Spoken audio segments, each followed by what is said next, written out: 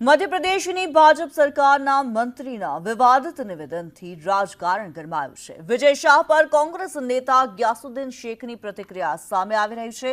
ભાજપ અને ભાજપના નેતાઓની માનસિકતા છતી થઈ। જવાનોને ક્યારેય ધર્મ સાથે ન જોડવા જોઈએ તેવું ગ્યાસુદ્દીન શેખે નિવેદન આપ્યું। ભાજપના મંત્રીના નિવેદનથી દેશની જનતાને આઘાત લાગ્યો છે।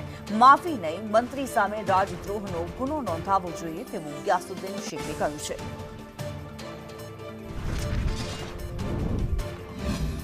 કે જ્યારે પ્રધાનમંત્રી જે છે સૈનિકોનું મનોબળ વધારતા હોય અને એમનો જ એક વિકૃત માનસિકતા ધરાવતો મંત્રી એ આવા નિવેદન કરે અને એ પણ સોફિયા કુરેશી હોય કે યુબિનકા સિંહ હોય કે જે મિસ્ત્રી સાહેબ જે કાશ્મીરી પંડિત છે એ ત્રણ કેટલી સરસ સેનાએ મેસેજ આપ્યો કે એક તરફ મુસ્લિમ હોય, એક તરફ હિન્દુ હોય અને વચ્ચે કાશ્મીરી પંડિત કે જેમની પર ઘણા બધા અત્યાચારો થયા જમ્મુ અને કાશ્મીરમાં પાકિસ્તાન દ્વારા। એટલે એક સેનાએ એટલું સરસ નિવેદન આપ્યું કે સેના માટે તો રાષ્ટ્ર મોટું છે, રાષ્ટ્ર ધર્મ એમના માટે છે। સૈનિકોને ક્યારે પણ ધર્મ સાથે તોલાવા ના